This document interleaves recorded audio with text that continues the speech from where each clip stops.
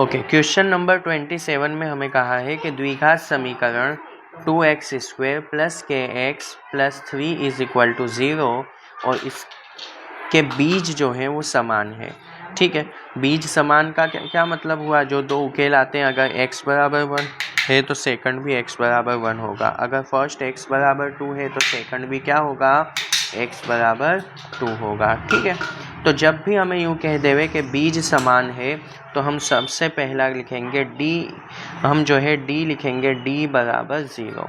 ठीक है, अब d बराबर 0, d का फॉर्मूला हमें मालूम ही है, d बराबर b² - 4ac।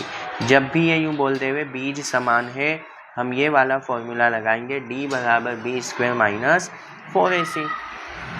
ठीक है, अब यहाँ पर अगर हम देखेंगे जो समीकरण हमें दिया है 2x² + kx + 3, इसके अंदर a जो है वो 2 है, b जो है वो k है और c जो है वो क्या है? 3 है।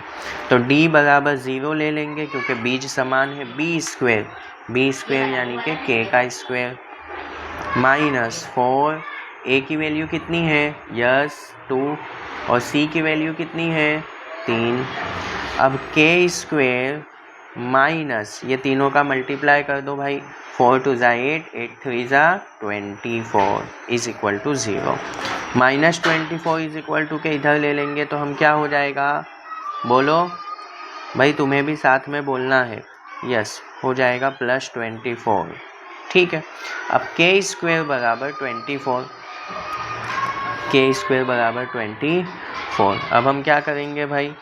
हमको 24 का स्क्वायर रूट तो मालूम नहीं है, हमें तो k की वैल्यू चाहिए, नहीं कि k²। तो k बराबर कितना हो जाएगा? रूट में 24। अब इसको सोल्व कैसे करेंगे? तो 24 2 से 12, 2 6 2 3 और 3 1।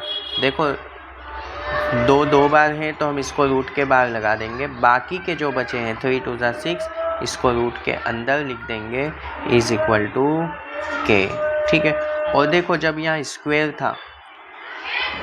था तो हमने 24 लिखा था, अब स्क्वायर रूट निकाला है तो ये प्लस माइनस में हो सकता है, इसलिए हम आगे प्लस माइनस लगाएंगे। अगर एग्ज़ाम में नहीं लगाया तो शायद तुम्हारे मार्क्स जो है वो कम हो सकते हैं।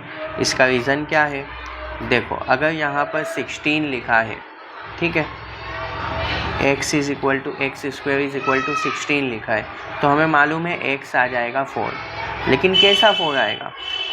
फॉर एग्ज़ाम्पल अगर -4 × -4 है तो उसका भी 16 आता है, और 4 4 हो इस तो भी 16 आता है।